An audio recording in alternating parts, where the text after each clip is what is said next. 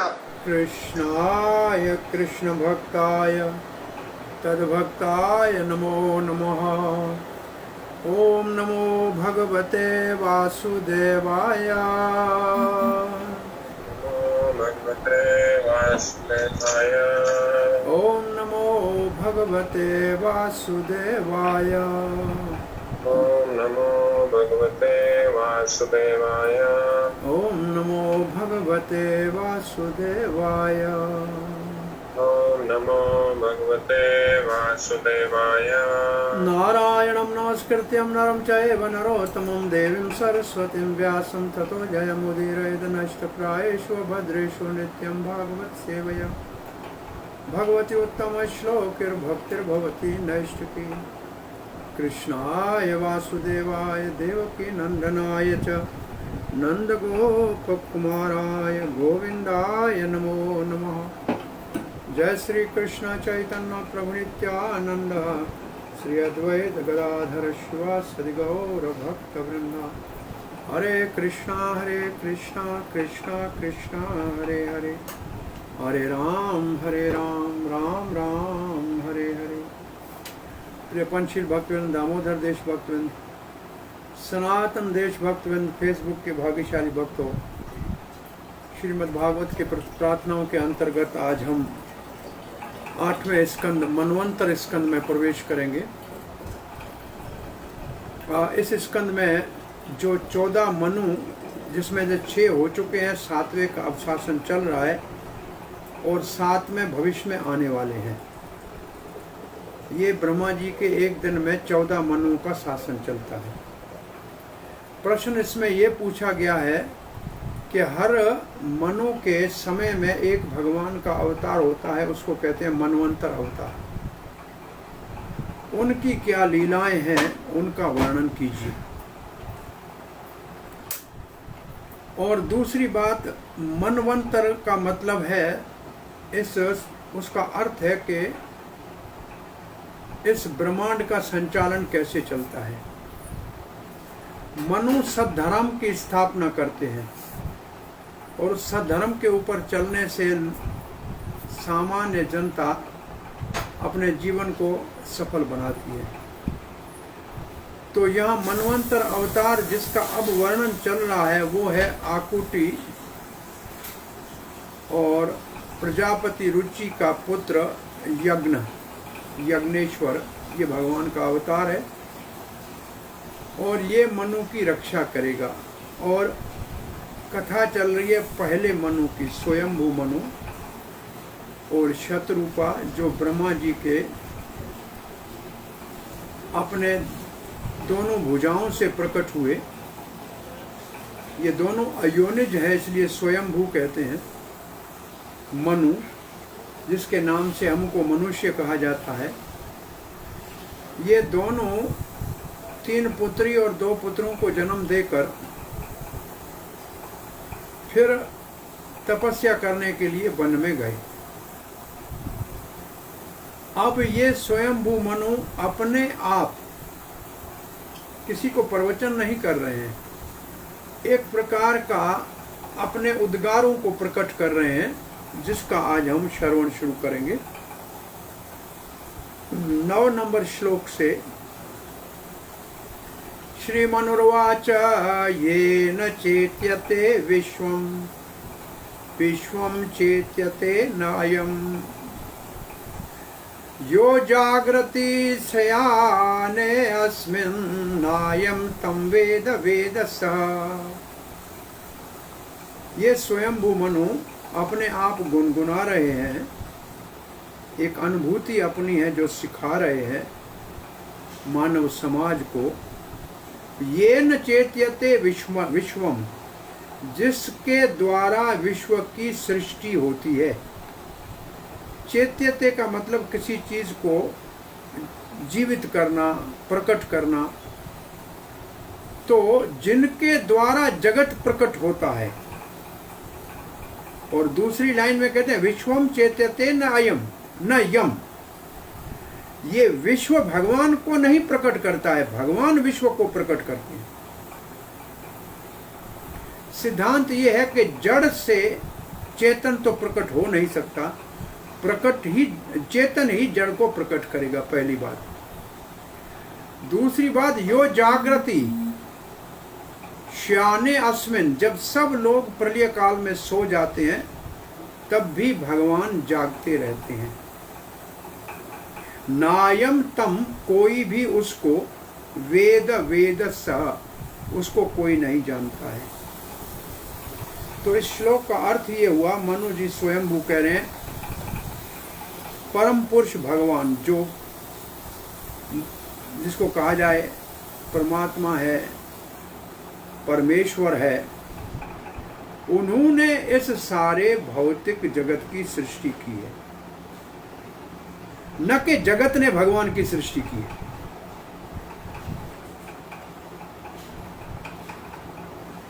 जब सभी सोए हुए होते हैं, शांत होते हैं, तभी भी परम पुरुष भगवान साक्षी के रूप में जागते रहते हैं। जीव उस भगवान को नहीं जानते हैं, परंतु वो भगवान सब कुछ जानता है। ऐसा एक श्लोक भगवद गीता में भी है, ना हम प्रकाशति सर्वस्य योग माया समाविष्टम मूढ़ो न विजानाति लोको माम अजमाव्ययम्। इसके बाद का श्लोक है, मैं सबको जानता हूं, भूत भविष्य वर्तमान को, कोई मुझको नहीं जानता है। तो भगवान सृष्टि करते हैं, परंतु सृष्टि भगवान को नहीं जानती। चक्रवर्ती पाद कहते हैं, भगवान जगत में जीवन भरता है, न कि जगत से जीवन उत्पन्न होता है। जब जगत सोया रहता है तो भगवान जागते हैं। जगत में रहने वाले भगवान को नहीं जानते, परंतु भगवान सबको जानता है। ये इनका अर्थ है यह, हाँ ठीक है, इस जगत में जो जीव रहते हैं उनको ये पता नहीं है कि जगत बनाया किसने है।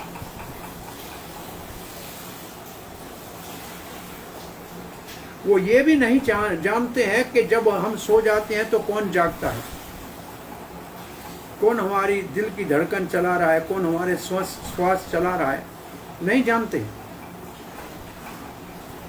प्रलय के समय जब सब गहरी नींद में चले जाते हैं तब भी भगवान योग निद्रा में ही रहते हैं, जागते ही रहते हैं।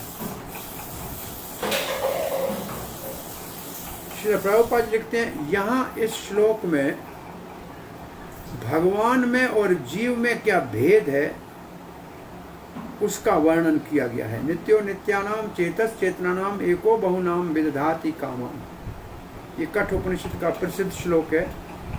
एक भगवान चेतन अनेक चेतन जीवन की इच्छाएं अनादिकाल से इच्छाएं पूरी करता आ रहा है।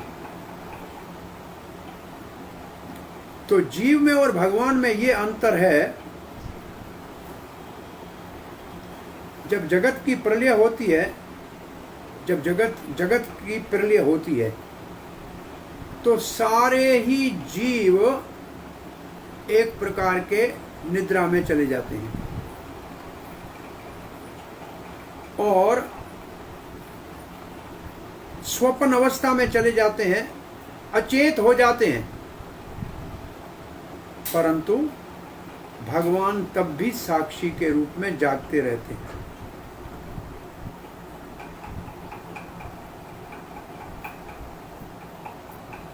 ये जगत की सृष्टि होती है, थोड़े समय तक ये रहता है और फिर इसकी प्रलय होती है। जब ये सारे परिवर्तन होते हैं तो भगवान सदा ही जागता रहता है।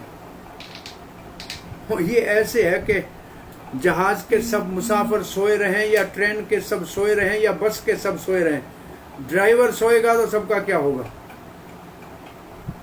तो भगवान सो जाएंगे तो जगत का क्या होगा।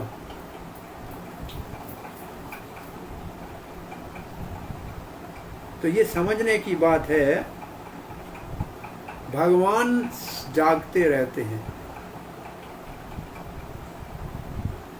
अब प्रभुपाद जी एक बात लिखते हैं कि जीवों के 3 स्वपन अवस्थाएं हैं। 3 स्वपन अवस्थाएं जीवों की कौन सी है? जब भौतिक जगत में सब जाग रहे हैं और कार्य कर रहे हैं तो भी एक प्रकार का स्वप्न ही है।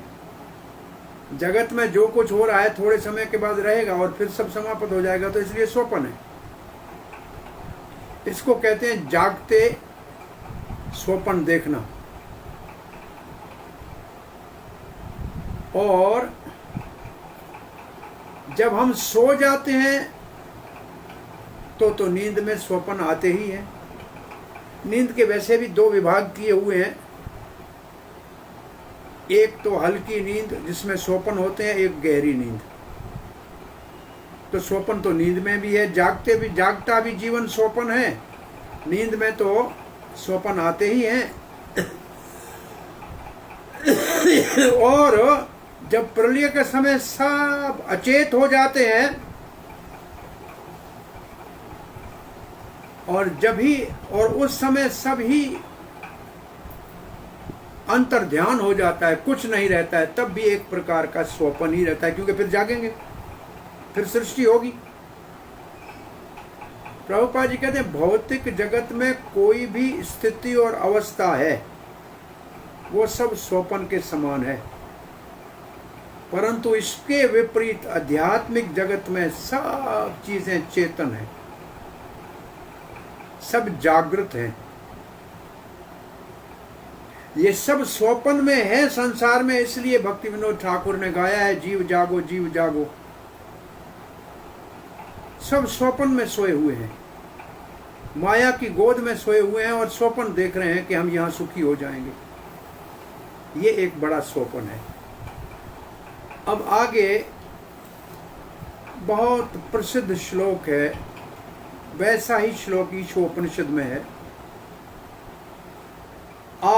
आत्मावास्यम इदं विश्वम यद किंचित जगत्याम जगत् तेन त्यक्तेन भुंजीथा माग्रद्ध कस्य स्वधनम। सिर्फ पहला शब्द में अंतर है, वहां है ईशावाशा इदम सर्वम और यहाँ है आत्म आवास्यम इदम विश्वम। फिर पूरे का पूरा श्लोक एक जैसा है। आत्मा का यहाँ अर्थ है परमात्मा और आवास्यम का मतलब सर्वत्र विद्यमान है, सब जगह प्रविष्ट है। कहाँ? इदम विश्वम, इस जगत में। यत किंचित जगत्याम जगत, जो कुछ भी इस जगत में आपको दिखता है, चर हो अचर हो, जीव हो जड़ हो चेतन हो, सब तेन त्यक्तेन भुंजिता, उसमें जो आपके भाग का है, त्यक्तेन भुंजिता, उसको अपने कर्मों के अनुसार भोग करो। माग्रद, दूसरे के धन को हड़पने का प्रयास मत करो।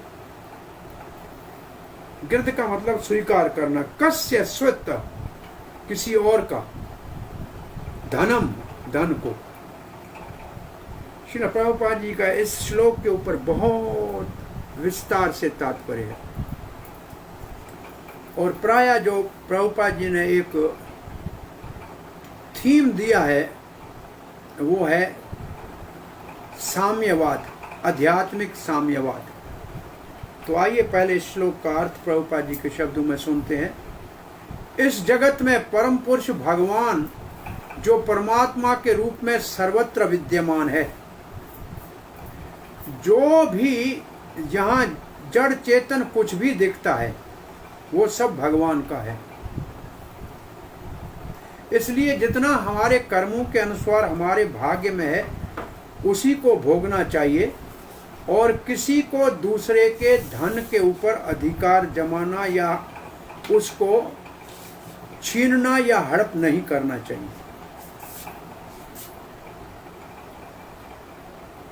इस जगत में जो कुछ भी है, जो जगह है, वो सब भगवान की है। ये धरती गोपाल की है, ये भूमि गोपाल की। जो भगवान ने आपके भाग का आपके कर्मों से लिखा है उसको भोगो, जो नहीं आपका है उसके पीछे मत भागो। किसका धन ये है? भगवान का है और किसी का नहीं। लक्ष्मी तो नारायण की ही है, किसी और की हो नहीं सकती। श्रील प्रभुपाद लिखते हैं भगवान ईश्वर है, नियंता है। भगवान का स्वभाव ईश्वर है, नियंता है। मनु ये शिक्षा अपने पुत्र और पुत्रियों को, 2 पुत्र उतानपाद और प्रियव्रत, 3 पुत्रियां देवहूति, आकुति और प्रसूति, और फिर इनका संतान जिससे पूरा जगत भरा हुआ है। तो ये मानव मातर के लिए है। क्या उपदेश दे रहे हैं? जो स्थान है, स्थान का मतलब धरती के ऊपर जो धरती का टुकड़ा है, जो शरीर है, जो इंद्रियां हैं, ये है जगत। वैसे 3 ही तत्व हैं वेद में, जीव, जगत और जगदीश। ये तीनों के अतिरिक्त और कुछ नहीं है संसार में। देखो यहां शब्द लिखा है, कोई स्थान, जगह, वो भी तो जड़ है। शरीर वो भी जड़ है, इंद्रियां वो भी जड़ है। तो ये सब जगत है। और ये कहीं भी है, तीनों लोकों में, जगत्याम, तीनों लोकों में मतलब नीचे के लोकों में, पृथ्वी के ऊपर या स्वर्ग आदि लोकों में।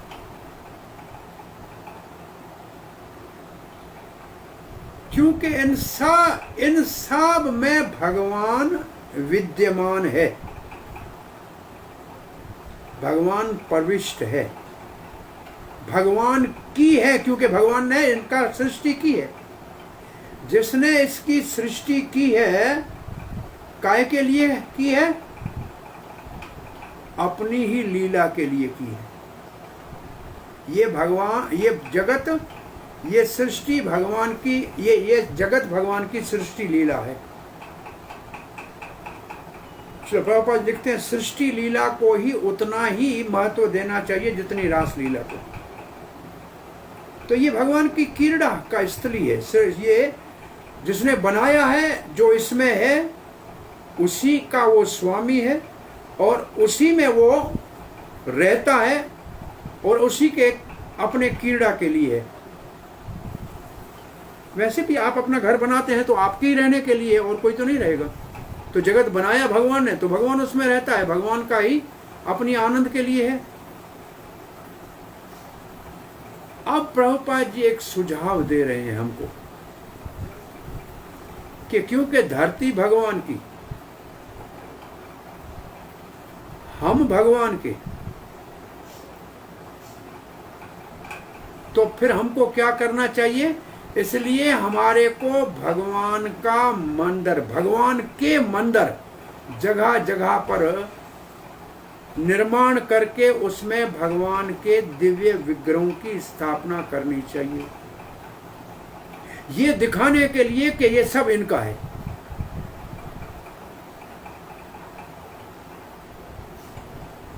अब प्रभुपाद जी कहते हैं मंदिर बना दिया, भगवान को विराजमान कर दिया, अब आप अब भगवान से आज्ञा मांगो कि हमको आप अपने चरणों में रहने का स्थान दीजिए।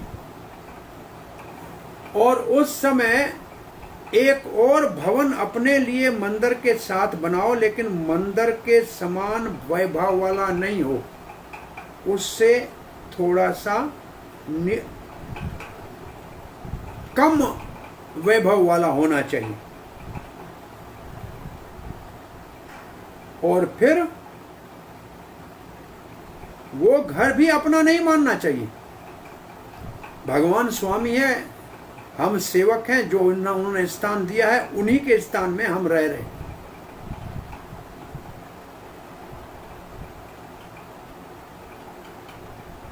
ऐसे भगवान का मंदिर बनाए कि भगवान का है, हमारा नहीं है। भले कोई बड़ा धनी है, बड़े महान मंदिरों का निर्माण कर रहा है, परंतु फिर भी उनको जो भगवान ने सुख सुविधाएं दी है वही सीमित रूप से भोगे।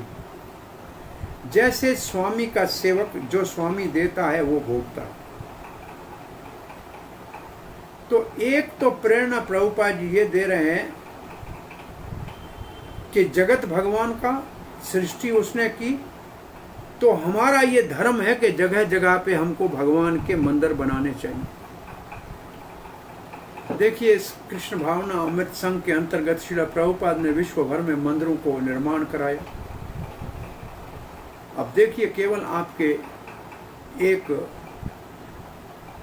दिल्ली में कितने मंदिरों का निर्माण परम पूज्य गोपाल कृष्ण गोस्वामी स्वामी महाराज के संरक्षण में और निर्देश में हो रहा है। जिन भाग्यशालियों का धन ऐसे मंदिरों के निर्माण में लग रहा है, जो मंदिर भगवान की सेवा के लिए हैं, जिनमें रहने वाला कोई किसी चीज के ऊपर अपना स्वामित्व मालकी नहीं बता रहा है,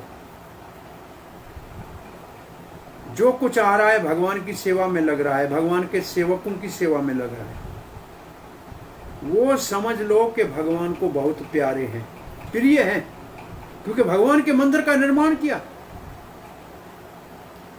ऐसे श्रील प्रभुपाद ने बॉम्बे मंदिर जब कच्चा बना हुआ था, परमिशन वाला नहीं, जैसा आज बॉम्बे का सुंदर जुहू मंदिर, ऐसा नहीं था, एक टीन शेड का बना हुआ था और उसको कुछ दुष्ट लोग तोड़ने के लिए आए थे और कोर्ट से स्टे ऑर्डर लेने जा रहे थे, जो सोमवार को आना था। बीच में केवल एक रविवार था और ऋतु भी बरसात की थी। मौसम तो बॉम्बे के बरसात का बहुत बड़ा भयानक होता है, परंतु सारी रात पीएल सेठी ने खड़े होकर, जो पंजाब के रहने वाले, अपने चंडीगढ़ के थे लेकिन बॉम्बे में बिल्डर का काम करते थे, अपने वर्कर्स को लगाकर चलती बरसात में रात रात में उसको पुनः निर्माण किया। सोमवार को जैसा था ऐसे रहा, स्टे ऑर्डर आया जाता वैसे रहा, मंदिर चालू रहा।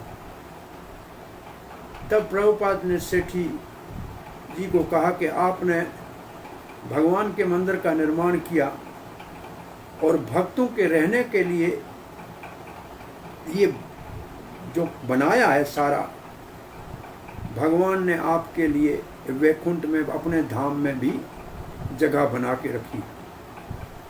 इसका अर्थ है कि जो यहाँ भगवान का भवन बनाता है, उसके रहने का स्थान भगवान के धाम में भगवान बना देता है। और ये बिल्कुल ये साफ है भगवत गीता के शब्दों में, ये यथा माम प्रपद्यन्ते तथैव भजाम्यहम्।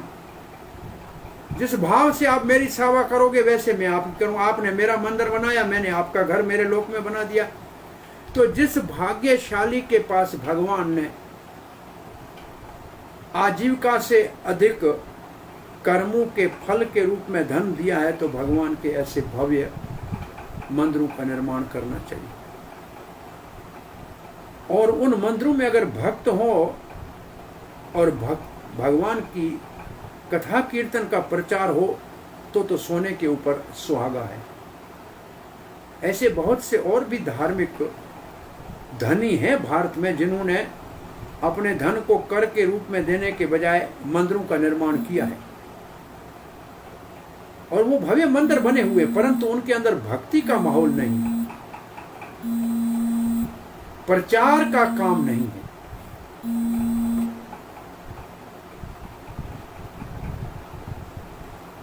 फिर भी बहुत अच्छा है। भगवान का विग्रह है, जो जाएगा वो दर्शन तो करेगा।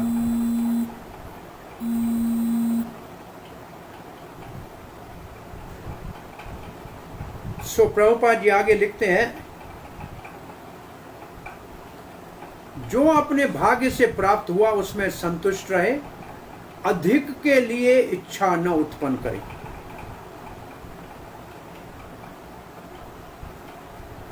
और प्रभुपाद जी लिख रहे हैं, बहुत बुद्धिमानी की बात समझने वालों को समझ में आ सकती है। भगवान के ऊपर, भगवान की सेवा के ऊपर और भगवान के सेवकों की सेवा के ऊपर अधिक से अधिक उदारता के साथ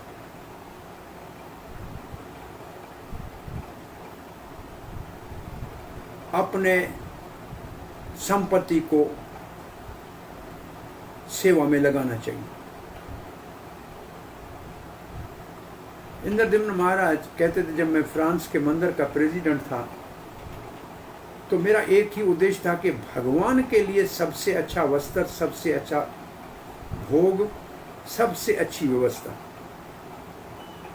और कहते हैं कि मुझे कभी मंदिर के संचालन में कोई समस्या आई नहीं। आप भगवान के लिए पहले नंबर की सेवा करो तो आपके सारे काम अपने आप पहले नंबर के हो जाएंगे, आपको कोई और प्रयास करने की आवश्यकता ही नहीं। प्रभुपाद जी लिखते हैं, इतने उनके ऊपर उदारता से दिल खोलकर सेवा करने के बाद जो शेष बचे उसको अपने परिवार, अपने मित्र, अपने परिजनों को देना चाहिए या जो योग्य हो उसको देना चाहिए। तो पहले किसका? भगवान का, फिर भगवान के सेवकों को, फिर परिवार को, और फिर मित्र, बंधु बांधव और जो योग्य हैं उनको। तो ये एक हमारे को शिक्षा दी जा रही है कि हमारे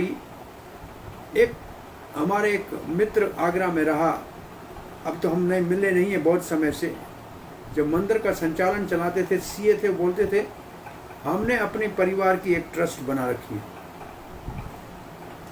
उसमें हमारी कमाई से एक हिस्सा हमने पहले डाल दिया। अब जब कोई धार्मिक काम करना होता है तो हमारे को ऐसे नहीं लगता है कि हम जेब से निकाल रहे हैं, हमने पहले ही रखा है सेवा के लिए। तो ऐसे जिनको भगवान ने सामर्थ्य दिया है कर्मों से और धन दिया है, एक भगवान के नाम का भाग अलग रख देना चाहिए। उसको जहाँ जरूरी हो, जहाँ आपका दिल करे और जहाँ आप समझो कि सेवा होती है वहाँ देना चाहिए। पहले भगवान, फिर भगवान के सेवक, फिर परिवार, फिर बंधु बांधव, मित्र और जो योग्य व्यक्ति उनको। अब लिखा है, परंतु ये चक्रवर्ती पाद का भाव है, परंतु अपने पत्नी और संतान के लिए इतना ध्यान नहीं देना चाहिए। क्यों? बोला जिनके लिए कर रहे हैं वो अपने आप करेगा, आप करो भगवान का और भगवान करेगा आपका चिंतन। मनु यहां एक शब्द कह रहे हैं, वो ऐसे लगता है जैसे डांट रहे हैं। क्या कह रहे हैं? किसका धन है? श्वेत, श्वेत का मतलब प्रश्न है, किसका धन है? जो धन आपके घर में पड़ा है, आपकी बैंक में पड़ा है, किसका है? भगवान के अतिरिक्त और किसी का नहीं है। और इसी को नारद जी के शब्दों में युधिष्ठिर महाराज को ये कहा है गृहस्थ धर्म में 7:14-8 में, यावद भ्रियेत जठरम तावत् स्वत्तम ही देहिनाम अधिकम यो अभिमन्येत सस्तेनो दंडमहरति। देवऋषि नारद महाराज युधिष्ठिर को कह रहे हैं, जो सम्राट हैं, शहंशाह हैं, पूरे विश्व के एक छत्र राजा हैं, कहते हैं जितना अपने शरीर के निर्वाह के लिए चाहिए, शरीर और आत्मा को साथ में बने रहने के लिए चाहिए, उतने के ऊपर आपका अधिकार है। उससे अधिक कोई अगर अपना मानता है तो वो चोर है और दंडनीय है। किसके द्वारा? प्रकृति के द्वारा। दूसरा इसका अर्थ ये है, दूसरे के धन के ऊपर बुरी आंख मत रखो। ऐसा ही मंत्र ईशोपनिषद में है, ईशावासा इदं सर्वं जगत यद किंचित जगत्याम जगत तेन त्यक्तेन भुंजीथा मा गृदकस्य स्वधाम। जो कुछ संसार में दिख रहा है, जो हमारी दृष्टि से दूर है, जिसका हम संकल्प भी नहीं कर सकते हैं, चिंतन भी नहीं कर सकते, वो सब भगवान के ही बस में है, भगवान ही उसके स्वामी हैं। इसके लिए जो हमारे भाग्य का कर्म के अनुसार है उसको भोगो, और दूसरे के धन को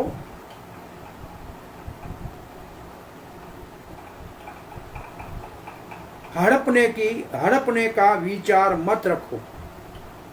किसका धन है? श्री प्रभुपाद जी लिखते हैं, स्वयंभू मनु ने पहले भगवान की दिव्य स्थिति का वर्णन किया कि वो जगत को बनाते हैं, जगत उसको नहीं बनाते हैं, जगत सोता है तो भी वो जागते हैं। ये है भगवान की दिव्य अवस्था। अब स्वयंभू मनु अपने पुत्र और पुत्रियों को और अपने वंश को ये शिक्षा देना चाह रहे हैं कि जो भी जगत के अंदर संपत्ति है वो परम पुरुष भगवान की है। और मनु की ये शिक्षाएं केवल उनके पुत्र और पुत्रियों और उनके वंश के लिए नहीं है, परंतु मानव समाज के लिए है, मानव मात्र के लिए है।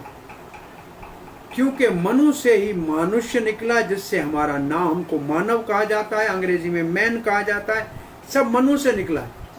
हम सब मनु की संतान है, मनु के वंशज है। और भगवत गीता में भी मनु का नाम आया है, इमं विवस्वते योगम प्रोक्तवान अहम अव्ययम विवस्वान मनवे प्राहु मनुरिक्ष्वाक्वे अब्रवीत। ये विवस्वत मनु की बात है, जो सूर्य देव का पुत्र है। प्रभुपाद लिखते हैं, विवस्वान ने अपने बेटे मनु को गीता का ज्ञान दिया, जो भगवान श्री कृष्ण ने सूर्य देव को दिया था। मनु ने अपने पुत्र इक्ष्वाकु को दिया। अब प्रभुपाद जी कहते हैं, जो स्वयंभू मनु है ये तो पहला है, और जो विवस्वत मनु है ये सातवां है, परंतु उनके कार्य एक जैसे हैं, उनका सेवाएं एक जैसी है, उनका दायित्व एक जैसा है। विवस्वत मनु सूर्य के पुत्र हैं, विवस्वान, और इनके पुत्र हैं इक्ष्वाकु, जो इस धरती के अयोध्या नरेश बने। इन्हीं से अयोध्या की स्थापना हुई। तो मनु ही मानव का पिता है, इसलिए मनु की शिक्षाओं को मानव मात्र को माननी चाहिए, जाननी चाहिए और माननी चाहिए। स्वयंभू मनु कह रहे हैं, जो कुछ भी आपको दिख रहा है, जिसका अस्तित्व है, आध्यात्मिक जगत में नहीं, परंतु इस भौतिक जगत में भी जो संपत्ति है वो सब श्री भगवान की है, और वो सब जगह विद्यमान है, परम चेतन के रूप में, परमात्मा के रूप में, ये सब उसका है। जैसे भगवत गीता में कहा गया, क्षेत्रज्ञं चापिमां विधि सर्व क्षेत्रेषु भारत। अर्जुन, जितने भी क्षेत्र, क्षेत्र कहते हैं शरीर को, और इसके जानने वाले क्षेत्रज्ञ दो हैं, एक आत्मा जो एक शरीर को जानता है, और एक परमात्मा जो सारे जगत को जानता है। तो यहाँ परमात्मा का क्षेत्रज्ञ के रूप में वर्णन है। क्षेत्रज्ञम चापी माम, माम कृष्ण कहते हैं मुझको, विधि जानो, सर्व क्षेत्रेषु सारे क्षेत्रों में, सारे शरीरों में अथवा सारे ब्रह्मांड में। हे भारत अर्जुन, हर क्षेत्र में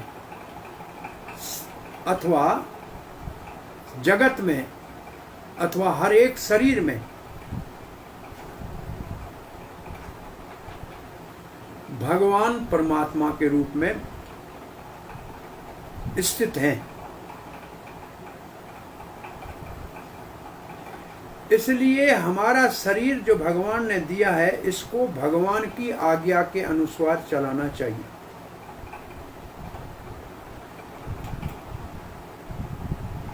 और इसलिए आज्ञा देने के लिए भगवान परमात्मा के रूप में हमारे हृदय में बैठे हुए हैं। ज्ञान देते हैं, भूलना चाहे तो भूलने की शक्ति देते हैं। ज्ञानम अपोहनम च स्मृति ज्ञान, यादगिरी चाहिए तो याद करने के लिए देते हैं। उपदृष्टा, अनुमंता, भर्ता, भोक्ता, महेश्वरा, वो हम क्या कर रहे हैं उसको देख रहे हैं, अनुमति दे रहे हैं हमको करने की, हमारा भरण पोषण कर रहे हैं और हमारा साक्षी भी है। इसलिए किसी को भी स्वतंत्र अपने आप को नहीं समझना चाहिए। सब कुछ स्वामी हमारे साथ है तो हम स्वतंत्र नहीं हैं, हम अधीन है उसके। और हमको ये भी समझना चाहिए जो हमारे भाग्य का भगवान ने कर्मों के अनुसार हमको दिया है, उसके ऊपर हमारा अधिकार है। अब प्रभुपाद जी इस बात को आगे बढ़ाते कहते हैं, ये है वास्तव में सच्चा साम्यवाद। साम्यवाद समझते हैं हमारे देश की संपत्ति है, परंतु आध्यात्मिक साम्यवाद का शिक्षा कहती है सारे जगत की संपत्ति भगवान की। तो ये उससे महान साम्यवाद है। कोई चीज किसी राज्य की नहीं है, किसी व्यक्ति की नहीं है, सब कुछ भगवान का है। हम नहीं थे तब ये जगत पड़ा था, कितने राजा आए, कितने चले गए। हम आप सब इतिहास को देख लीजिए, मुगल आए तो चले गए, अंग्रेज आए तो चले गए, वो भी अपना मानते थे इसको। अब कोई बैठा है अपना, कितने राजा थे, कहाँ गया उन सब का राज? किसी का नहीं है। ये पृथ्वी और लक्ष्मी, ये दोनों विष्णु पत्नियां हैं। पृथ्वी तो विष्णु पत्नी है और लक्ष्मी तो सबको मालूम है विष्णु पत्नी। एक भूदेवी, एक श्री देवी। और दोनों का जब कोई स्वामी बनने का साहस करता है तो दोनों हंसती है, कहती है मूर्ख, तुम जैसे पहले कई स्वामी बनने का साहस करके समाप्त हो चुके, काल के गाल में चले गए, इतिहास में उनका नाम पड़ा है, बस। कहां गया विश्व विजेता सिकंदर? नाम पड़ा है। तो ये बहुत बड़ी बात है। ये दोनों भगवान की है। हमको धरती का भी पुत्र बनना चाहिए, लक्ष्मी का भी पुत्र बनना चाहिए। स्वामी नहीं बनना चाहिए, सेवक बनना चाहिए। धरती का सेवक हूं, पुत्र हूं। धरती तो माता कहा गया है, लक्ष्मी माता है, परंतु बहुत मूर्ख स्वामी दोनों का बनना चाहिए। धरती मेरी है, ये धन मेरा है। किसका है? साथ लाए थे, प्रभुपाद जी से मिलने आए थे कलकत्ता से मायापुर में, जिनका सीमेंट का फैक्ट्री था। तो प्रभुपाद ने स्वागत किया, प्रसाद दिया, पूछा क्या करते हैं आप सेठ जी? बोला सीमेंट की फैक्ट्री। बोला सीमेंट कैसे बनती है? बोला पत्थर से। बोला पत्थर कहाँ से आया? बोला भगवान ने बनाया। बोला भगवान का माल लेते हो और अपने नाम से बेचते हो, ये तो चोरी हुई। माल किसी का और नाम अपना। तो बेचारा सेठ थोड़ा संकोचित कहा, इसलिए हम धर्मात्मा, हम धार्मिक है, बहुत दान पुण्य करते हैं। प्रभुपाद ने कहा ये तो अच्छी बात है, बड़े चोर हो, भगवान का माल लेके अपने नाम से बेचते हो, थोड़ा सा उसमें भगवान के नाम में देते हो। तो ये यहाँ प्रभुपाद जी आगे लिख रहे हैं,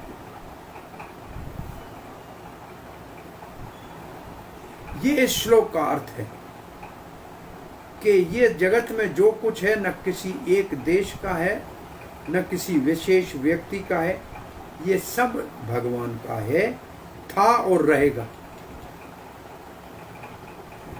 आत्मावास्यम इदम विश्वम का अर्थ है वो सब जो भी संपत्ति संसार में है वो सब श्री कृष्ण की है। पुनः मेरे को याद, सर्वभूमि गोपाल की, वही इसका मालिक। ये गोपाल का अर्थ है, गो का अर्थ पृथ्वी भी है। गामाविष्यांच भूतानि धारयामि अहमोत्सा, पृथ्वी में प्रवेश करके मैं इसको धारण करता हूँ। तो गोपाल का एक अर्थ गाय पालन वाला है, एक अर्थ गोपाल का पृथ्वी का पालक भी है। तो ये पृथ्वी सारी भूमि सब गोपाल की, संतों की ये भाषा है। और आश्चर्य लगेगा आपको कि जो भी धरती इस वक्त भारतवर्ष में है उसमें अधिक से अधिक साधु संतों की है। दूसरे नंबर पे राजा महाराजों की है। इसका अर्थ है कि आज से 400 साल 500 साल पहले भी भारत में धरती को धर्म के नाम में साधु संतों को दिया जाता था। आज भी अगर रेवेन्यू को देखेंगे तो धरती सबसे ज्यादा साधु संतों के, भगवान के मंदिरों के, मठों के नाम में होगी। दूसरे नंबर पे रजवाड़े, परंतु अब साधु संत न रहे नहीं। लोग उनके वंशज कैसे नाम बदल के प्रॉपर्टी खा रहे हैं। हम तो पाकिस्तान में कराची में बहुत बड़ी पंजरापुर गौशाला के नाम पे सैकड़ों एकड़ जमीन थी। बड़ा अखाड़ा ट्रस्ट के नाम से आज भी वहां ट्रस्ट चल रही है। ये बड़ा अखाड़ा, उदासीन बड़ा अखाड़ा, ये एक साधु संतों का है जो बाबा श्रीचंद के अनुयायी है। और हम पढ़ते थे मेडिकल में तो बड़ा अखाड़ा ट्रस्ट हमारे को स्कॉलरशिप देता था पाकिस्तान में। अभी भी ट्रस्ट है वहां। अब धरती बहुत लोग खा गए, सारी जो प्रॉपर्टी थी वो कैसे भी खा गए, लेकिन फिर भी रिकॉर्ड में वो उस नाम से अभी तक पड़ी। प्रभुपाद जी लिखते हैं, आधुनिक साम्यवाद का जो विचार है और साथ साथ में जो संयुक्त राष्ट्र यूएनओ, ये संयुक्त राष्ट्र है, इसमें परिवर्तन की जरूरत है, इसमें सुधार की जरूरत है और इसको बदलने की जरूरत है। उसमें बदलना क्या है, सुधार क्या करना है कि सब कुछ भगवान का है, इसकी आवश्यकता है। हमारी बुद्धि ने भगवान को नहीं मनाया है, भगवान ने हमारी सृष्टि की है। आत्मवात्सायम इदम विश्वम ईशावाचा इदम सर्वम, ये है अंतर्राष्ट्रीय, अंतर्राष्ट्रीय भी नहीं, इसको क्या कहते हैं, विश्व साम्यवाद, यूनिवर्सल कम्युनिज्म। और ये अगर आप, प्रभुपाद ने सुझाव दिया है, कौन इसको सुधारेगा? जो सुधारेगा वो संसार के सारे समस्याओं का समाधान करेगा। सार्वभौमी गोपाल की समझ में आ जाए तो सब समस्याएं समाप्त हो जाए। वेद से, शास्त्र से हमको ये भी समझना चाहिए कि ये शरीर भी हमारा नहीं है, ये भी हमारे को दिया गया है। कर्मणा देव नेत्रेण जंतुर्देहोपपद्यते, 84 लाख जोड़ियों के शरीर हमको दिए जाते हैं हमारे कर्मों के कारण। ये भी हमारा नहीं है, हमको दिया गया है। भगवत गीता भी कहती है, ईश्वर सर्वभूतानां हृदयेषु अर्जुन तिष्ठति भ्रामयन् सर्वभूतानि यंत्ररूढ़ानि मायया। ईश्वर सर्वभूतानां, सारे प्राणियों का भगवान स्वामी है। कहाँ है? हृदय से अर्जुन तिष्ठति, सबके हृदय में बैठा है। भ्राम्यम सर्वभूतानि, सबको भ्रमण करा रहा है। यंत्र रूढ़ानी माया, ये शरीर है मशीन, इसको चलाने वाला वो है। प्रभुपाद जी लिखते हैं भौतिक प्रकृति ने हमारा शरीर बनाया। प्रकृति भौतिक किसकी है? भगवान की। भगवान हमारे हृदय में परमात्मा के रूप में बैठे हैं, सब जीवों की इच्छाएं पूरी कर रहे हैं। भगवान बहुत दयालु है। जिस शरीर में जो इच्छा पूरी करने चाहें भगवान, वो हमारे को शरीर और उस इच्छा की पूर्ति के लिए आवश्यक सब आवश्यक सुविधाएं देते हैं।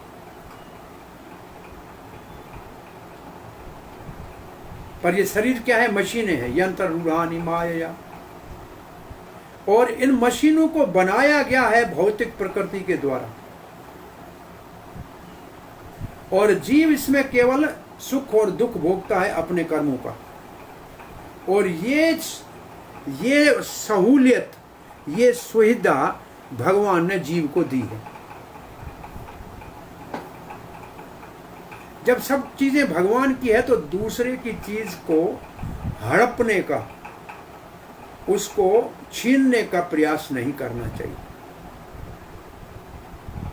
हमें नई नई चीजें बनाने की बहुत ज्यादा जिज्ञासा रहती है।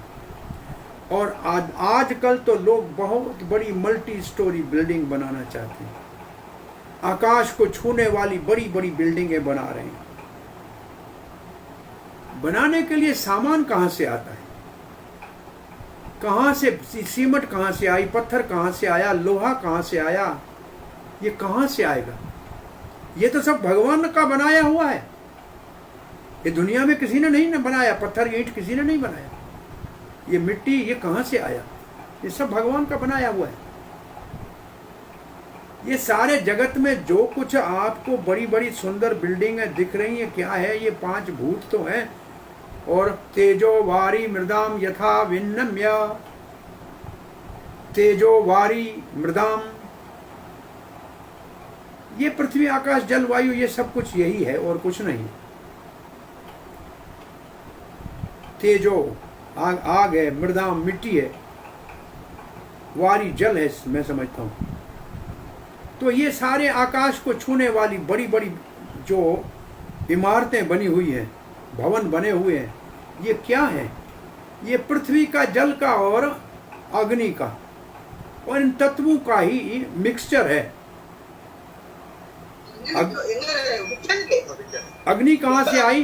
बोला ईंटें कैसे पकी? ईंटें तो अग्नि में पकी।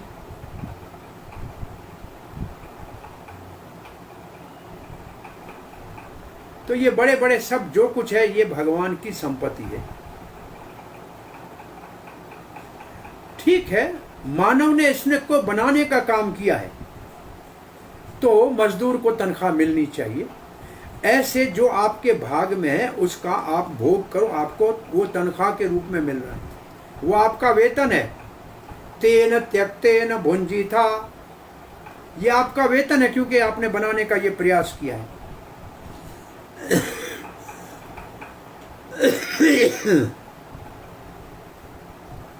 परंतु किसी भी भवन का, कितना भी बड़ा क्यों ना हो, आकाश को छूने वाला, न तो उसके निर्माण करने वाला, न उसको खरीदने वाला, और न ही उसके काम करने वाला जो मजदूर है वो उसके मालिक हैं। जिसने सारा सामान उस बिल्डिंग में लगाया मालिक तो वो है, और वो है भगवान, जिसने जल, पृथ्वी, वायु, अग्नि सब बनाया। तो मालिक तो वो हुआ। हमको तो केवल मजदूरी, वेतन अपना लेना चाहिए। तेन तेक्त भुंजीता, परंतु उसका स्वामित्व नहीं लेना चाहिए। मेरा है ये कहने की मूर्खता नहीं करनी चाहिए। ये है सच्चा साम्यवाद और श्रेष्ठ और परफेक्ट कम्युनिज्म।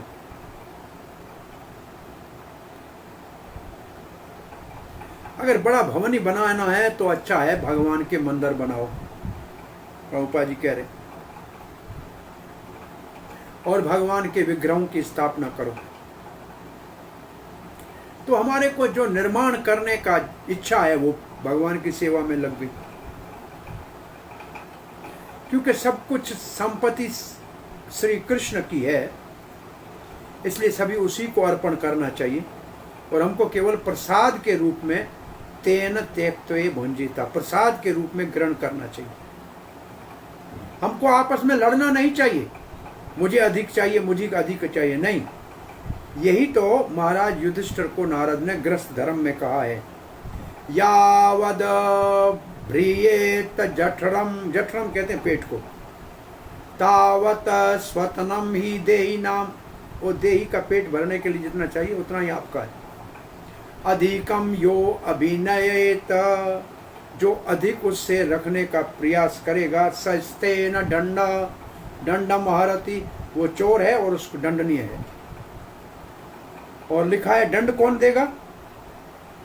और दंड देगी प्रकृति। हमारे को आजीविका के लिए खाना चाहिए, सोना चाहिए, परिवार है, घर गृहस्थी है, उसके लिए चाहिए, अपनी सुरक्षा की समाधान चाहिए, आहार निद्रा भय मैथुन। भगवान ने ये सब सुविधाएं हमको दी है। अब प्रभुपाद जी कहते हैं ये सब तो पक्षियों को भी दी है, मक्खी को भी मिल रही है, तो फिर मानव को क्यों नहीं मिलेगी? हाथी कौन सी फैक्ट्री में काम करने जाता है, कौन सी ऑफिस चलाता है, रोज का 40 किलो खाता है, भगवान दे ही रहा है, तो भक्तों को क्यों, जो भगवान की सेवा करेंगे उनको क्यों नहीं मिलेगा?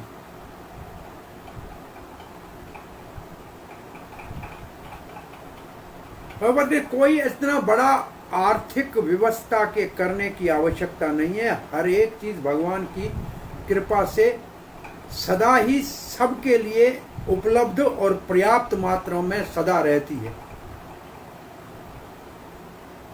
इसलिए हमको समझना चाहिए कि सब कुछ श्री कृष्ण का है और हमको केवल प्रसाद के रूप में ही अपनी आजीविका के लिए ग्रहण करना चाहिए। दूसरे के धन के ऊपर अधिपत्य जमाने का अगर मूर्खता करेंगे तो हम चोर कहलाएंगे।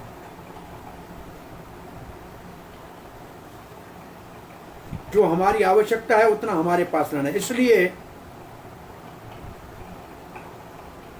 अगर हमारे पास हमारी आवश्यकता से ज्यादा धन है तो समझना चाहिए भगवान का है। और कृष्ण भावना में प्रभुपाद कहते हैं हमारे कृष्ण भावना आंदोलन में और बहुत भगवान की कृपा से धन आ रहा है, लक्ष्मी की कोई कमी नहीं है, पर्याप्त मात्रा में आ रहा है। पर कोई भी नहीं कहता है कि ये मेरा है। सुबह रोज मंदिरों में भगवान को पढ़ के सुनाते हैं कि भगवान कृष्ण बलराम आज इतना धन आपकी सेवा के लिए इन भाग्यशालियों ने दिया। सुबह ही भगवान को रिपोर्ट देनी पड़ती। तो ये सब भगवान का है, हमको मिल रहा है, लेकिन सब हम भगवान का मानते हैं और उसको भक्तों को बराबर का, सबको एक जैसा ही सबको प्रसाद मिलता है। सबके लिए 500 आदमी खाते हैं, रोज का बनता है, 800 आदमी 500 आदमी का बनता है, 400 आदमी का बनता है और रोज बनता है। भगवान की कृपा से सबको बराबर मिल रहा है।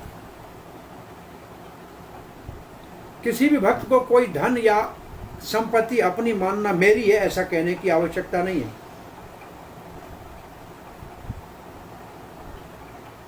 इस पूरे ब्रह्मांड में किसी चीज को कोई अपना मानने की मूर्खता करता है तो वो चोर है। और प्रकृति देवीएश गुणमयी मम्माया दुर्तया, इसकी नजर से कोई बच नहीं सकता है और वो सबको अच्छी तरह से देख रही है कि कौन दुष्ट भगवान की संपत्ति को अपने मानने की मूर्खता करता है, उसको दंडित करे। वो इंटेलिजेंस डिपार्टमेंट है भगवान का, हम कुछ भी उससे छुपा नहीं सकते। अगर मानव समाज अनीति से